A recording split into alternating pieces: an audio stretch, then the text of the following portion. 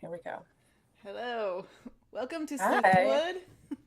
I'm so Thanks. excited to have you here because I have known you online for, I don't know, 10 more than 10. Yeah, A I long think more than time. a Yeah. decade. Yeah. And we've never gotten to talk like this, so I'm really excited to have you on my show and get to talk to you. So welcome. Yeah, thanks. I'm so glad that you asked me. And actually, I love the name of this show, Oh, Sleuthwood. did you read the poem? Because it's from a William Butler Yeats poem. No, not familiar with it at That's where I all. got it from, because I'm a big fan of Yeats, and his poems are just so evocative of like just like you read it and you just feel that like the misty, Irish forest and stuff. Um, so sleuth wood, I like it because it means sleuth, of course, like investigative um, word, but also it means in Irish it's a sloping wood, so it's like a wood sloping down into like a pond. Okay. So like the double meaning of Yeah. yeah. And that sort of captures like wood sloping down to a pond. I feel like it really captures a lot of your interests. Right? We got the folklore, we got the nature, we got the Yeah, curiosity. yeah. So, Georgia, Yeah, you, Kelly. I'm just so excited because we've never actually gotten to talk before. No. Um, and I just lost my little And notes. There we go. yeah, sure. I remember one of our early like online conversations. There was kind of a little group of like city nature people in like the way olden times of Yeah. the internet. And I can't remember the names of some of those folks either. It's like weird how the internet like ebbs and flows. Yeah, it kind of morphs and some people just get lost. And yeah, there's a lot of people like on the early days of Twitter, we had a little community of urban nature people. Yeah. Yeah. That was fun. A lot of them were from New York. So you're from New York. Yes, I've been living in the city since, oh boy, 2009. Yeah. 2009. God, that feels like such a long time ago now. And where I did you mean, it come? literally is a long time ago, but I It, feel yeah, like no. also with like the COVID, it just did something weird to time. Time has warped. Yeah, I know. Yeah. And where were you before New York City? I was in beautiful Berkeley, California. Yeah. Which I don't actively miss, but whenever I think about Berkeley and the East Bay, I can get really nostalgic. Yeah, like it was a really good quality of life. I really enjoy living in New York City though, so there's not this kind of pining away for Berkeley, but I definitely have super fond memories of that time. Did you go to school there, or did you just grow up there? I was in school there. I was in a graduate program, a PhD program in the College of Environmental Design in their landscape architecture and environmental planning program, which is like, mm, has a really like good place in my heart. Yeah, I love that program. The faculty, the other students. I love the weird building. I love that part of the campus. Yeah, So we had one of my earlier guests was from UC Santa Cruz, and so now you're from UC Berkeley. yeah. What's the campus like? Is there lots of nature? Because I know Santa Cruz is like forest basically. Yeah, so the campus, how would I describe it? So it's Berkeley is steep, right? There's the hills and then the flats going to the water. And where the College of Environmental Design is, it's sort of that sweet spot of the hill. It's like maybe halfway on the slope, and there's Strawberry Creek that runs through the campus. So you have this view of the hill, but then you also have this really great view of the bay, and you get this kind of sun, but also fog. It is almost like a little bit of an ecotone, Mm-hmm. like a lot of Mm-hmm. kind of weather events, you get to be like a part of it in the spot where the college is located. That sounds like a lot of fun. Yeah, I mean, it's so different from like the temperateness of the Northeast and New York City. The weather out there, it's like super wet. Well, at least when I was there, very wet winters, and then it's like a wet and dry climate. And, you could really count on just being soaking wet in the winter and dressing in layers, right? Because Right. then you have to take things off or put things back on. And then there would be those really dry, like hot months, which had their own kind of beauty. I thought actually that you wouldn't get a four season, but the deciduous trees that I was familiar with on the East Coast before moving to California, you still had them in Berkeley. So you would get maples and ginkgos and Mm. sweet gums, and they would change color in the fall season and lose their leaves. So there's a little bit of four seasons there, even though you have those two dominant, like wet and dry Right. periods. And how's Yeah. New York City? Is that are the four seasons there? Oh, Yeah. definitely.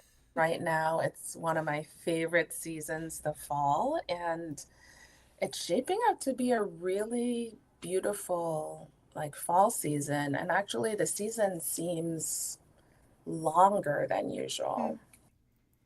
Yeah, so we're still there.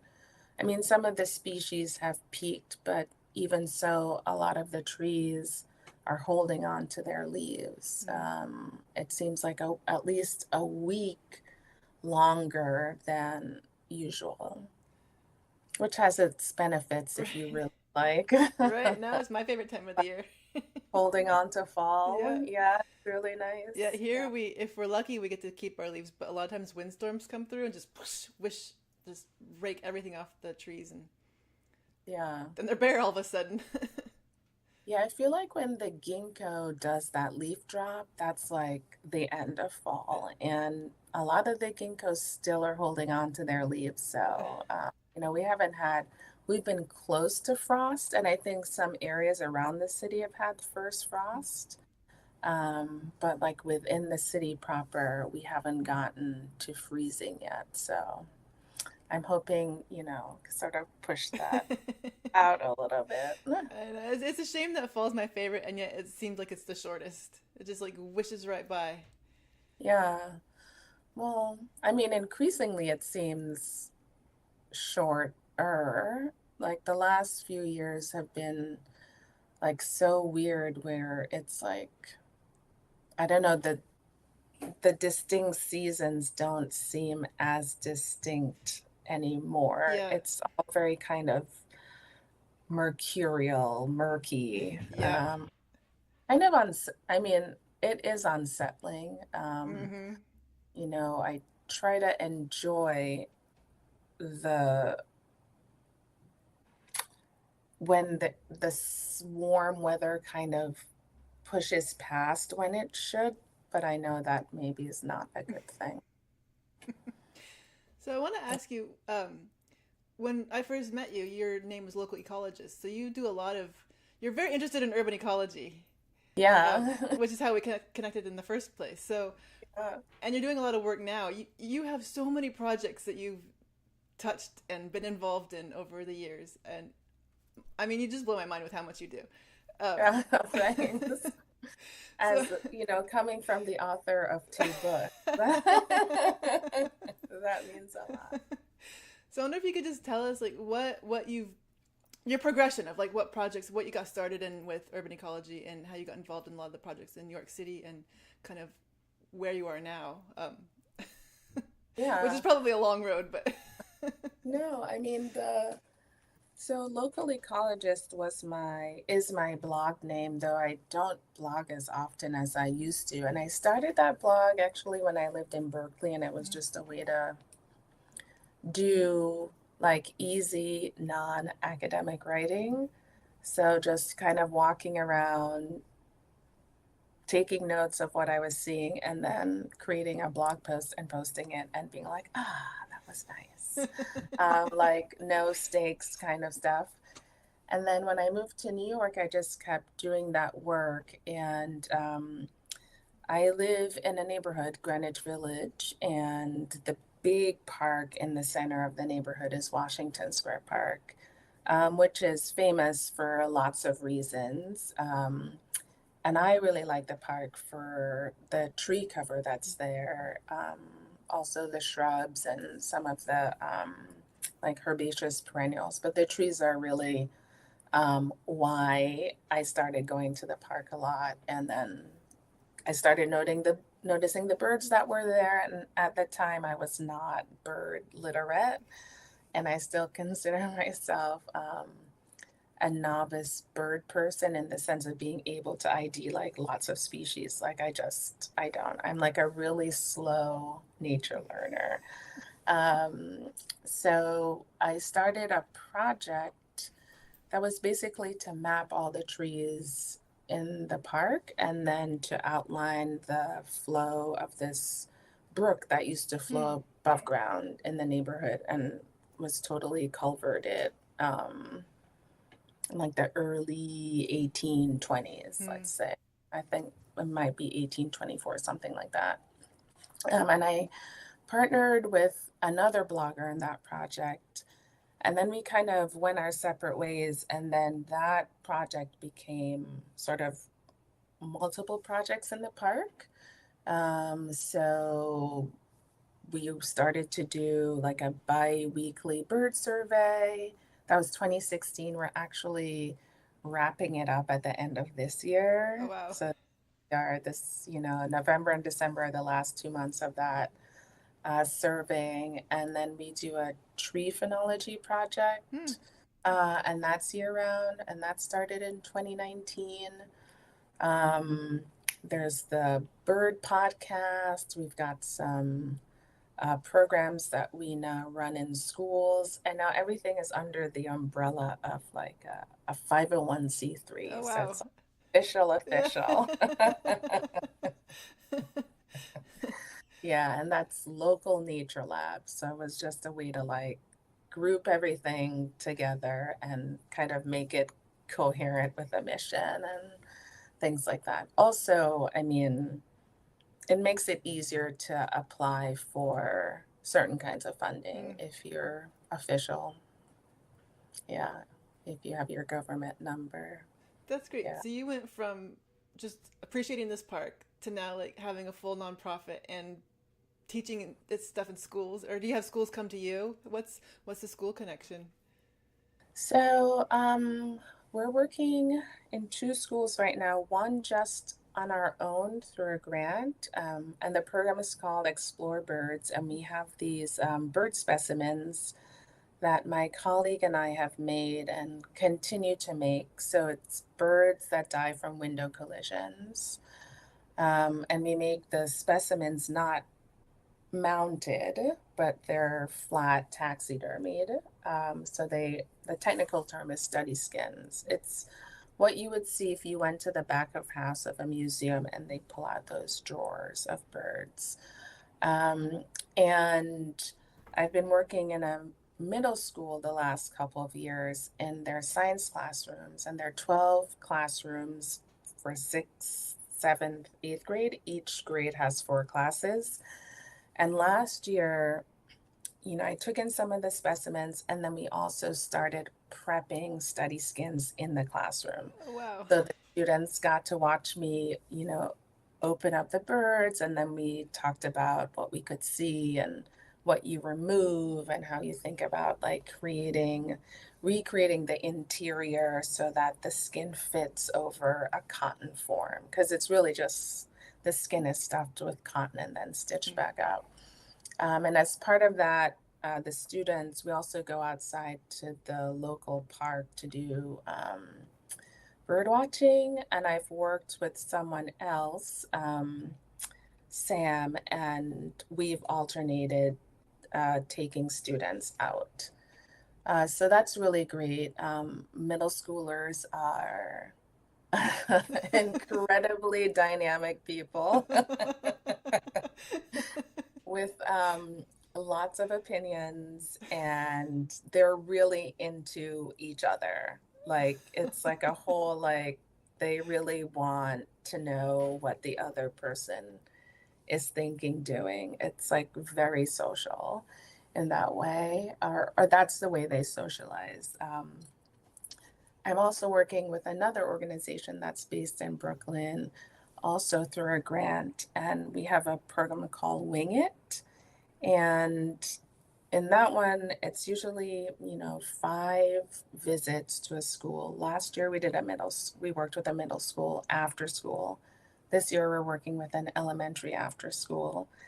And so uh, one of the 5 times is when we go out to a park to do bird watching. And actually, that happened this week. And we went to Greenwood Cemetery, which is in Brooklyn. And it's a gorgeous cemetery. Oh my gosh, there are so many big trees, like a diversity of trees, lots of different habitat, and there are great birds there. And then the other sessions, it's me and 1 or 2 teaching artists. And so I start with like a lesson. It's an age appropriate investigation, I guess, of like bird behavior or a part of the bird. So let's say our last session will be focused on eyes and sight. Mm. And I'll bring specimens in. So I'll be bringing mostly raptors, and I have jars with eyes, and we'll sort of like explore hands on, talk about eyes, how they work, what they do. Um, and then using the information that's like we kind of talked through, then they each make an object that's inspired by the lesson. Um, and I don't know, elementary school kids are I mean, they're also really into each other, but they're also really into the adult.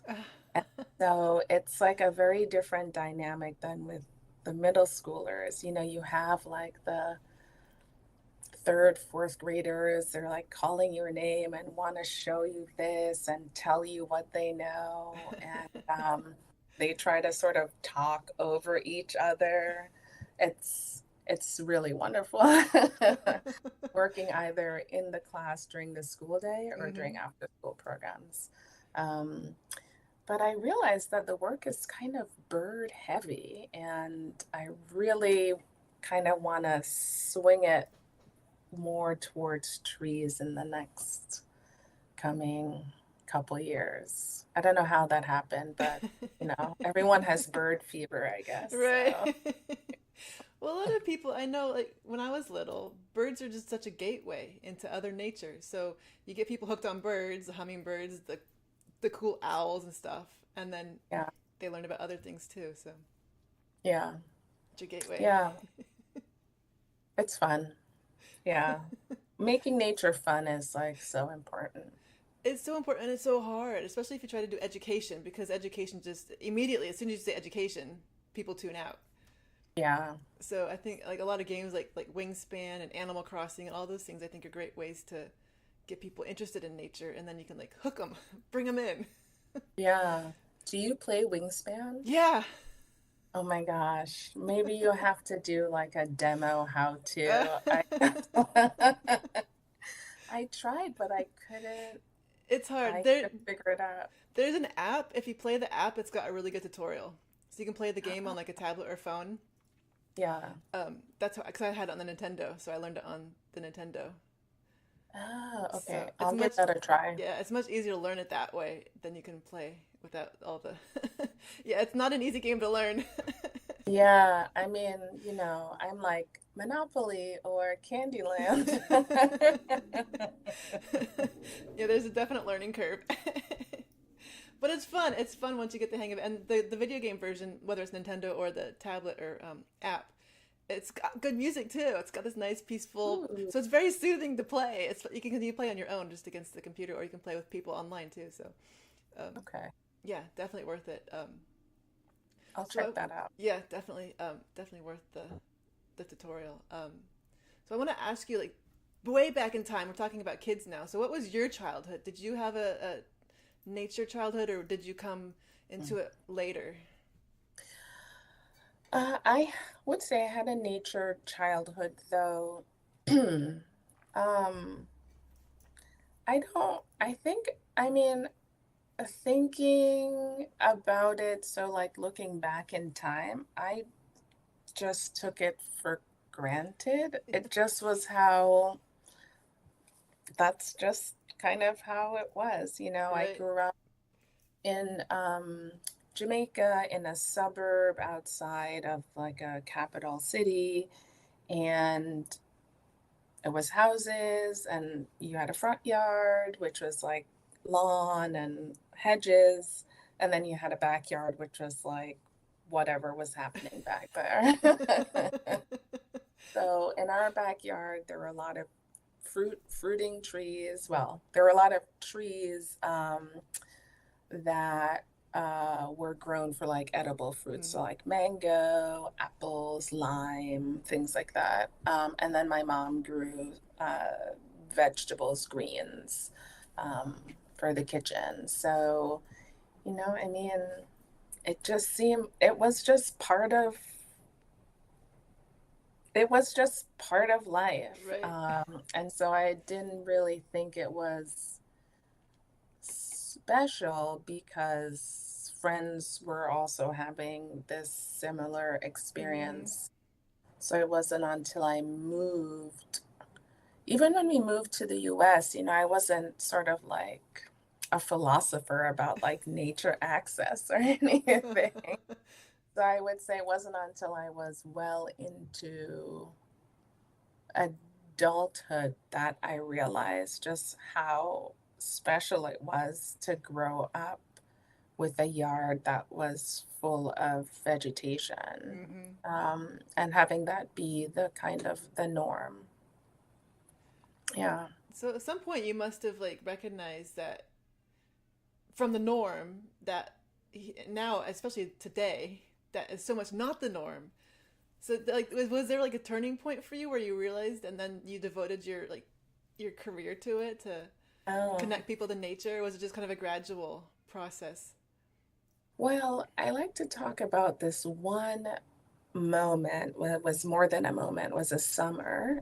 And I worked as a community forester, so being like the resource person for neighborhood groups in this one neighborhood in New Haven, Connecticut.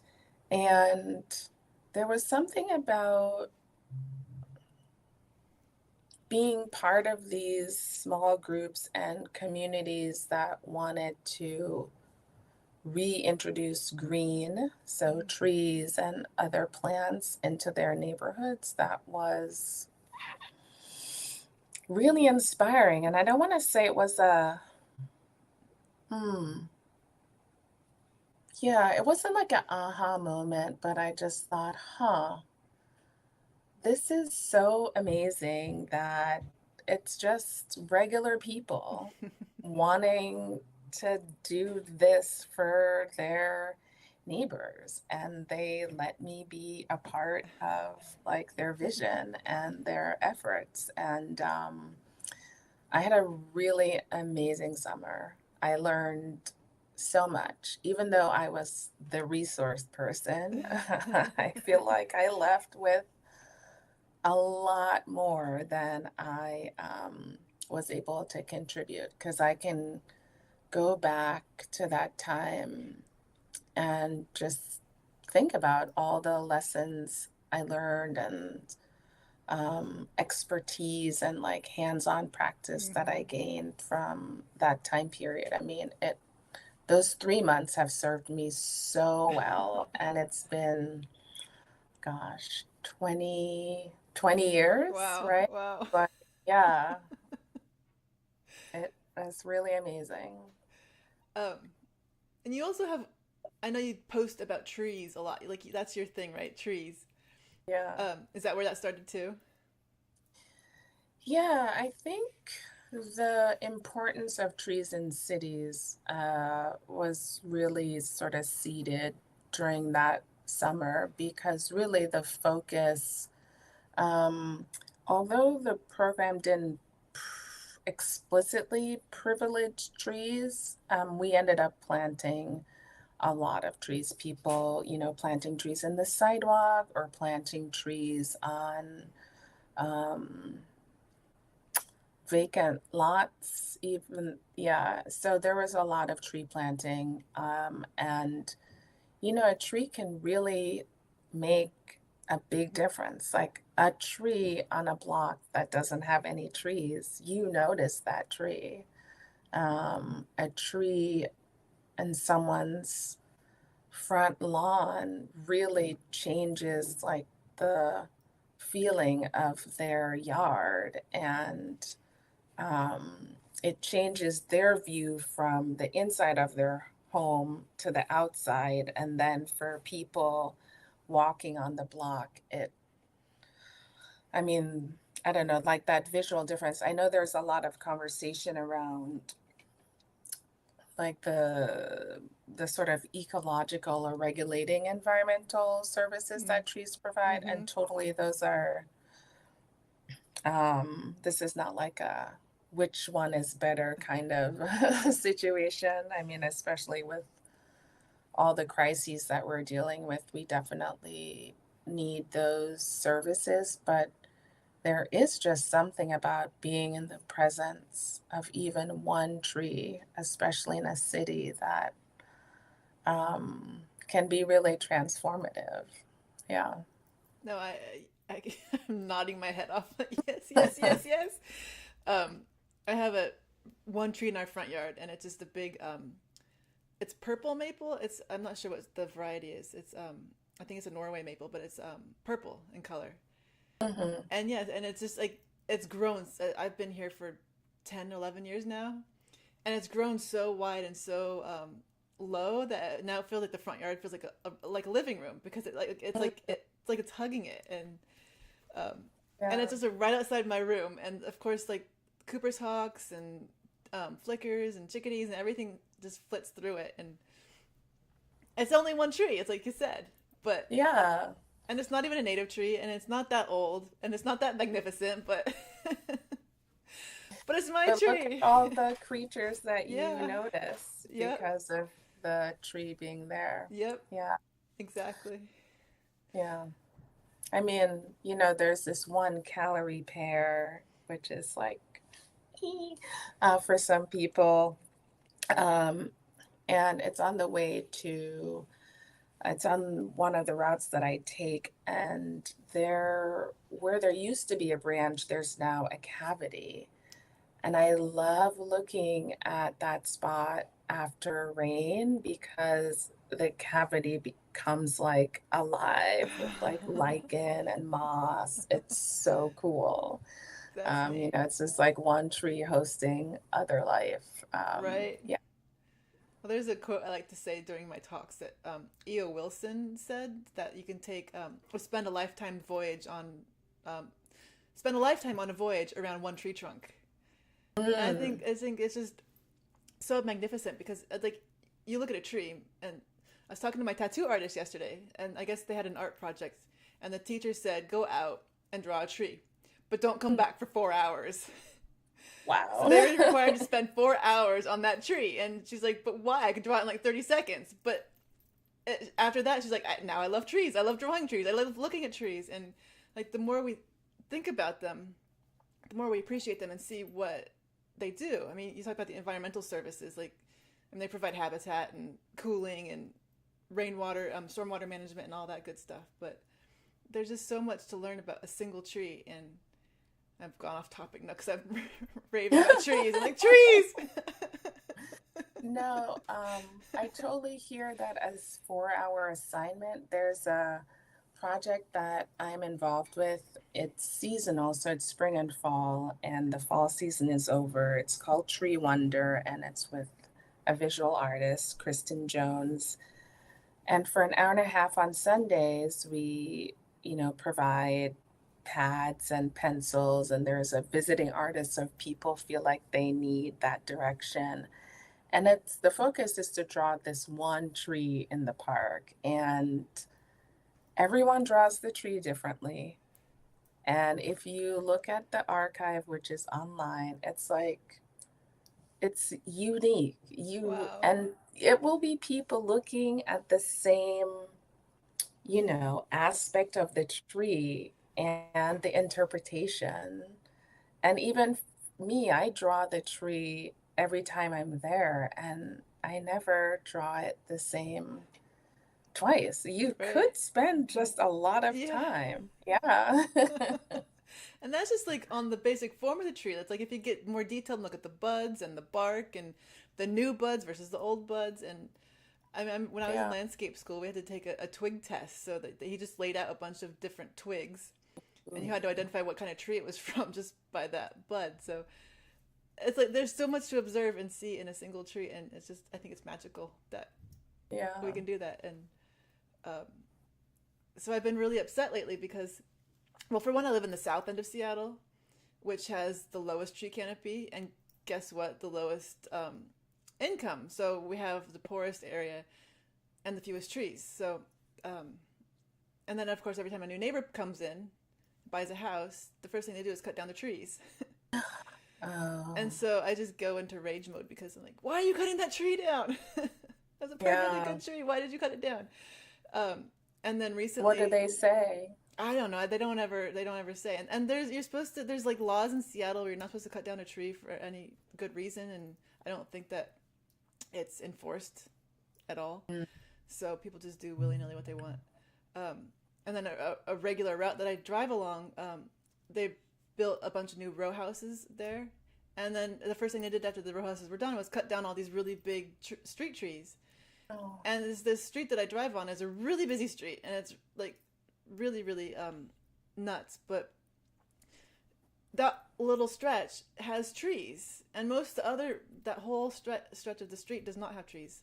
And so it was really like gut wrenching to see them cutting down these perfectly good big street trees that like provide all those yeah. services for us. So like I want to know like what do we do? Like Mm. how do we save? I mean, how do we save? It's like maybe they cut them down. They have to plant five more, but that's not as good as the trees that were already old and established. That's not, yeah, it's just, it's gonna take, a generation for, um, to be able to be on par with the Right. trees. I don't know. It's like such like this, evergreen question, right? I think some communities have, it's not just about having the laws right, it's Mm-hmm. like having the enforcement, but then also once it happens, it's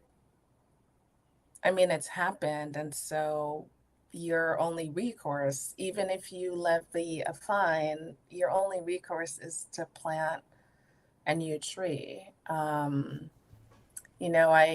I think of like there have been urban like tree sit-ins where, Mm. people get wind of something that might happen and like people sit in a tree. This happened when I lived in Berkeley.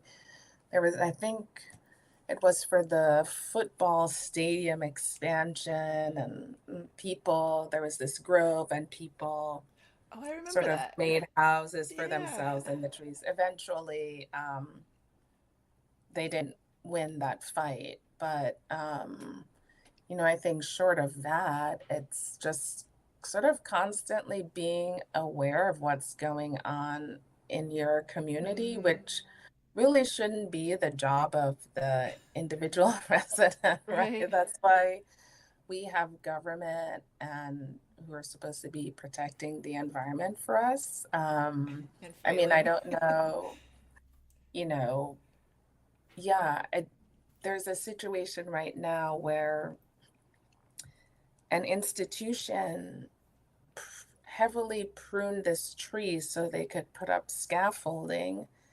And I'm trying to figure out, did they get permission to do that? Okay, so it's like if they didn't get permission, that's not okay. And then if they did get permission, that's not okay either. really who's looking out for our trees, And that's not which like are like public right, right. resources. And Yeah. that's not something that you hear like the city council members when they're running for office talk about.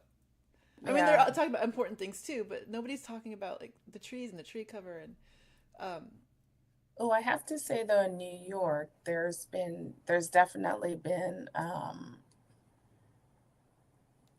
a change in that because there's a fairly active coalition that's been working on urban forest issues. oh, good. So we did have, you know, borough presidents and city council members advocating for expanded canopy cover and trying to get this stuff institutionalized in like the long-term planning document or Mm-hmm. processes for the city. Um, but you know, that has taken, it's not just like the work of the coalition, but it's sort of like the capstone to like decades Right. of advocacy, right? And it's, you know, I'm only coming in sort of at the end. So for people who have been doing this for so many years, you know, it must just be, it's like great to see the fruits of the labor, but also I can imagine just really exhausting that Yeah. you have to even make the case. Right. Because it seems so obvious, Right. right? I mean, what year did the Lorax come out? We still Oh, haven't learned. right. I mean, Yeah. like I said, it seems so simple. Speak for the trees because they can't. Yeah. Yeah. I know. Maybe it will be, you know, when nature has rights. I like that. I like that a lot. Because you think of a tree, and it just slays me when somebody cuts down a really old tree. I'm like, that tree was here long before you bought the house. It was here long before maybe even the house was built, and it's Yeah. like watched over this neighborhood for 100 years, and then you come in and just cut it down. And I don't. Yeah. And I think the problem is people see trees as just property or as just like something static instead of something living. And I wish that people could see the trees as like an individual, as something like it like an ancient mother or something. Like we need to like connect these trees, not just like the really glorious heritage trees, but like all the trees. Yeah. Make them, I don't know, into people or something. I don't know how to do it because people just don't care. Yeah. I mean, I think there's also, you know, just like the way we talk about trees, like, Mm, oh, well, if you cut it down, you just go to the nursery and you buy a new one. And it's like if you break your bowl, I don't know, you go to like the department store and you get a new bowl. right. It's like it seems very replaceable. And it, I think that idea that we have that we can replace it, and it's, I think the way maybe we just live now, like if something breaks, you just Mm, get a new one. There's maybe not a sense of, and of course, this is like a general statement, like having something that lasts, right? Because tree time is so long, you know. It's yes. like, yeah, having something that like outlasts your own life. It's hard Yeah. to comprehend. Yeah, yeah.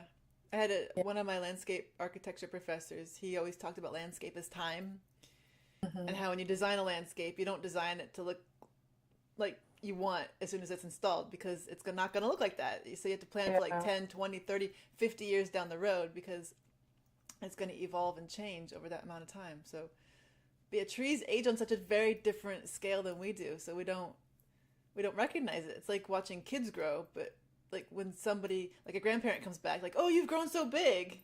Yeah. But when we see the trees growing, like we don't recognize that at all. It's like it's grown like 10 feet in diameter, but I didn't even recognize it because it's been over 10 years. So Yeah. And I've been like some of the articles I've been reading lately and have been really interested in is you know, the sort of talk about the genetic diversity, that genetic mm, information that's part of these old trees who have sort of stood the test of environment. And so encapsulated in their DNA is like all of these possibilities to withstand different environmental conditions. And when you kill those trees by removing them, you have lost this sort of like treasure chest of information. And can we really afford at this time to be throwing away this kind of information? Yeah, so of course, a lot of people value trees, but I don't know. Maybe, for the person who buys a home and there's a tree and they want to remove it, it's kind of part of buying a home and like making it your Mm-hmm. own. And maybe they don't feel that attachment to the tree that came with the house in the same way that they'll like change the paint color or make a new bathroom or something, which is really sad. It's super heartbreaking. There was a neighbor I talked to once, never again, because they moved into a house and they had a bunch of, I think they're apple trees in their yard, and they were too Yeah. messy, so they cut them down. Oh my God. So ever since then, I call them the tree murderers, and I don't talk to them anymore. I mean, I wonder if like the the Real Estate Association of America could be helpful. Like, I Uh, think when you buy a house, there's like what is that? The folder that comes with the right. information. Like maybe there could be information in there about like the value of trees to like your heating and Yeah. cooling and your property values so that any trees that are there are seen as something worth saving. The Yes. like how you would save the like architectural crown Right. molding Right. thing. I like that idea. I like the idea of listing a house as, like the craft. This 1930s craftsman comes with this beautiful tulip tree in the backyard, and this tulip tree and like was planted in Yeah, 1905, and yeah, make it part of the character of the house or something. yeah. Oh my gosh, to live with a tulip tree I know. behind your It's just, Why did you think of the tulip tree? I don't know. This just popped into my head. That's my favorite Is tree. it? Yeah. All those years of landscape school kind of Yeah. churning away in my What's your head. favorite tree? Do you have Mine? a favorite? Oh, I have so many. That's the I'm in the Northwest, so I like Douglas fir because Okay. it's like the essence of the Northwest. But I also really like I like ash and oak and birch. All of them. Yeah. I like all the trees. Yeah. I know. I'm sure when I travel, it's like, oh, well, this tree is my favorite because look how it fits in this environment. Yeah. It's like I was talking to somebody else a few episodes back about like how trees and plants in general just really create that sense of place. Like the U.S. is one country, but as soon as you land in another part of the country, that it's different, and that's largely Yeah. because of the trees. Yeah. I know. I'm trying to think when I lived in the Bay Area, what my favorite tree was. I really liked the Uh, eucalyptus, problem tree that it is. it's not his There fault. was- Yeah, I mean, there was a grove on campus, and these really tall, big trees, and you would walk in, and it just like the Mm, smell was just, I don't know, it felt like you were in like a different world than the rest of the campus, or when you drive through the hills and you see the eucalyptus and they're peeling and yeah, it added a very specific character to that place that mm-hmm. it just eucalyptus here would make no sense, right? I like those groves of the big trees because it almost feels like a cathedral in a way, like an Yeah. outdoor cathedral. The architecture and the enclosure of it. Yeah. I mean, maybe people are drawn to that, right? Like the people who wrote about the demise of like American elms in like especially in the Northeast often talked about like those cathedral Uh, the canopies meeting over the streets. right. Yeah, so maybe we do like that as humans, people like that feeling of enclosure. Yeah. Yeah. Was it called the prospect refuge theory? That Yes. could be part of that. There was a one studio I did in my landscape architecture school. And we had to design a main street for a little town in Oregon. We did a community thing event with all the people who live around that neighborhood or that area to see what input they had for the street design. Yeah. And we had designed it with street trees because street trees. And they're like, no, no, no, we don't want trees. We don't want trees because we can't see the view then. Like Mm. you don't want any street trees at all because you can't see the mountains like way in the distance. Like, but like they help with the rainwater and they help with the shade and temperature and cooling and like no, we don't care. We don't want trees. Yeah. So the view was the most important thing. It just Hmm. blew my mind. I like you could just go straight over and see the view. Yeah. Hmm.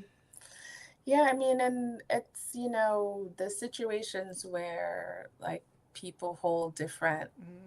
values and um, how do you, I suppose, like navigate those differences? Like you really can't force people to accept trees, right? Mm-mm. That's not like that's inappropriate. But, like how would you sort of gradually move people to the point where they would accept street trees in their neighborhood? Right. Yeah. Yeah. Like I think in the face of climate change and urban heat island effect Yeah. and flooding, I did an event last week and they talked about we have a few creeks in Seattle, and only a few, like two or three of them are salmon bearing creeks. Yeah. And because of the rainwater, tires shed a chemical, and I Mm, forgot the name of it because it's like letters and numbers, and I can't remember that. But all tires have it, and it sheds this chemical a lot, and that chemical is like incredibly like super super toxic and will kill salmon.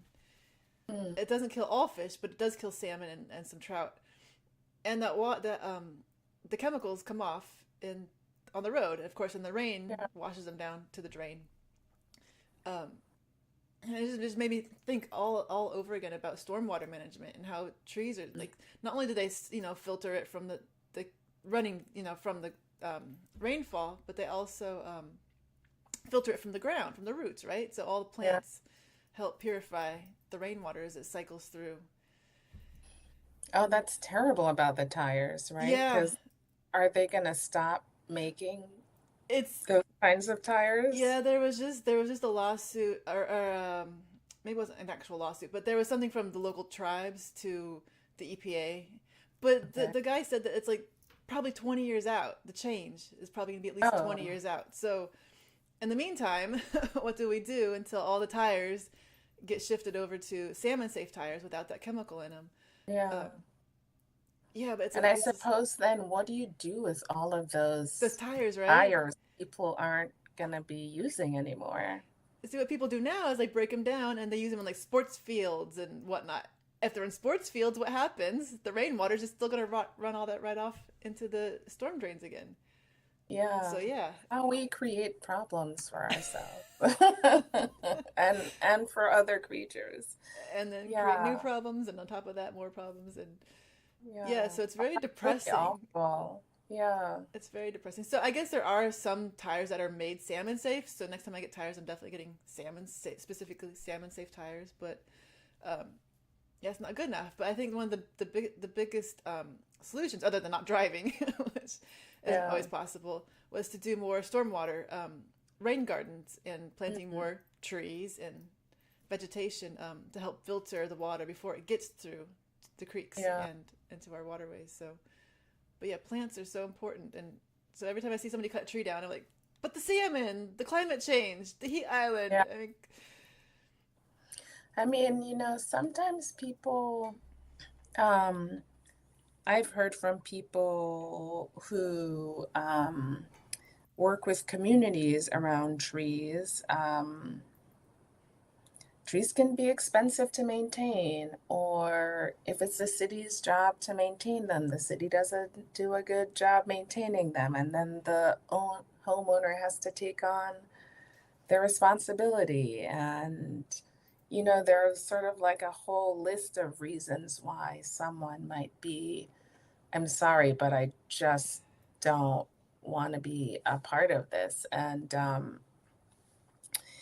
you know, municipalities have to also take responsibility for sort of like right, broken trust and broken promises. And if the, cities should want to be models for people who are homeowners. And frankly, just because you live in a house doesn't mean you're the owner, and you might not have agency as a renter to make any changes. But cities are really big property owners, and they should be doing a lot of this work so that A, they could be a model, and B, then people who might not well, frankly, be interested or able to don't have that burden. yeah, Yeah. I mean, but the kind of there are lots of reasons why that, yeah, is if there was unlimited money right. and unlimited political will, we'd sort of wake up one day and it would be as green as possible. Though I actually don't think that money is the limiting factor, because money seems to suddenly be found for various, projects. So I don't believe money is the limiting factor. Right? And like the trees are already there. We're not asking you to plant new trees. We're just asking you to leave the trees alone. Yeah, yeah. Well, you mentioned that there's a tree protection law in Seattle. Yeah, there's something where if it's I don't know if it's like the word is heritage tree, but if it's like if it's a certain diameter or a certain age, you have to get approval to cut it down.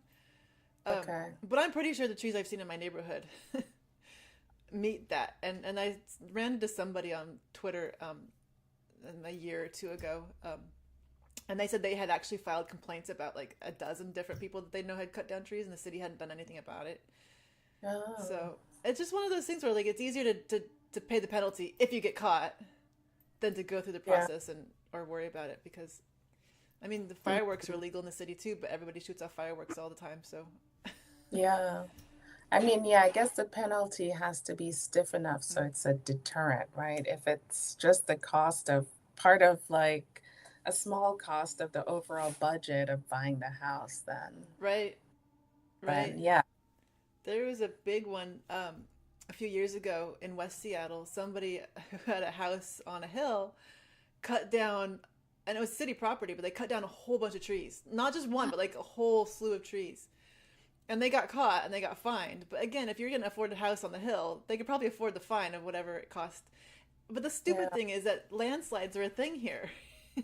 Oh yeah. Landslides are a very big thing here. So if you cut down all the trees on a hill, your house that's at the top that you just cut down all the trees below it is at serious risk of a landslide now. So Yeah. it's like not only are they like Hmm. doing it illegally, but they're just stupid about it. Yeah. Like when your house slides down that hill, you only have yourself to blame. Yeah, maybe they have really good insurance and or more money to rebuild. I think people just so uneducated. They just like trees are just taken for granted. Yeah. And maybe it's like maybe the landslide will happen, maybe it won't happen. Like, I'll just take my chances, kind of a thing, right? Yeah. Will I be here when the landslide Right. actually happens? So, I mean, I think there's all this kind of risk calculation that people maybe not even like consciously make, but they kind of discount Mm, the the well, not only the benefits of the tree, but just the fact that the tree is has its own life and is worth saving because the tree is alive. right, right. Yeah, Every yeah. time I watch somebody cut down a tree and then it goes to the wood chipper, and I Mm, think of all the times I pick up branches during windfall, like after a storm, and I look at like all the lichens and all the mosses, and then I squeeze, like I soak the mosses and lichens, and then I find the tardigrades and the rotifers and all the things living in those, and it's just like all those tardigrades are just being shredded. I mean, they're actually yeah, probably going to survive the shredding because they're so tiny, but then what happens to them? They end up in mulch, and then I mean, yeah. I know it seems like there needs to be like a big like sea change in terms of how we I don't want to use the we because not everyone needs to be included in that we, but how sort of society thinks about organisms like life mm-hmm, that's not people life. I mean, some of the news from other places like is really encouraging, like rivers being given rights and um, I forget where that's happening. It's somewhere in the yeah, Americas.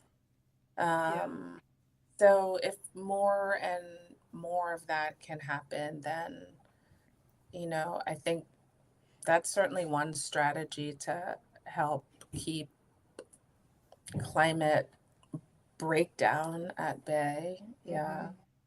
Yeah. You sort of have to force people to do the right thing sometimes. It's tricky. It's tricky to get him to do the right thing, but I like the idea of giving personhood to rivers and trees and different landscapes. I like that. I like that idea a Yeah. lot. Yeah. So, I mean, it seems very slow, right? Yeah, So, it's all so slow. We need him now. Like, yeah. Yeah. I mean, I think of, if you think of like the environmental laws in the US, they're really good, but it's just sort of like a slow mm, slog sometimes. yeah, it's very Yeah. Kafka. Kafka had Yeah. it right. Yes. Which is why, like, I think thinking about fun and engaging ways to get people to um, connect to nature if they haven't already, or to strengthen those ties Mm-hmm. is really important. Because Mm-hmm. if you like embrace and hold all of the bads, it can be really just stifling and paralyzing. Yep. Yep. Right. And I mean, from your books, you know that there's like multiple worlds just like in and around your home. And so I don't know, just like embracing the joy that's within, that experience is Right. also really important. Right. Which Yeah. is what you're doing with your projects.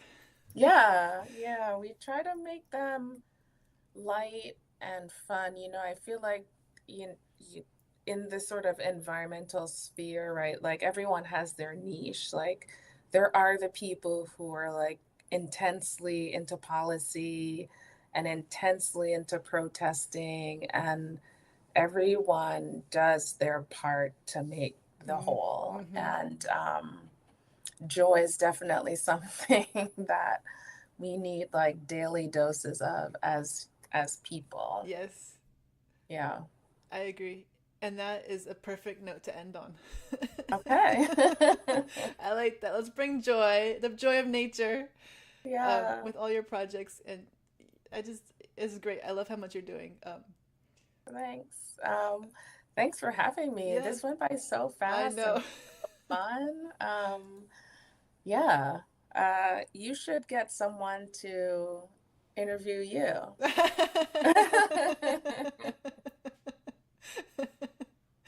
One day. Yeah. Turn it around on me. I like it Yeah, better this exactly. way, though. Okay. I'm less nervous. Well, thank you for coming on, and I'm so excited to finally have gotten to talk to you after all these years. I know, I know. We should do it again. Yep. All right. Thank you. Bye, Kelly. Bye.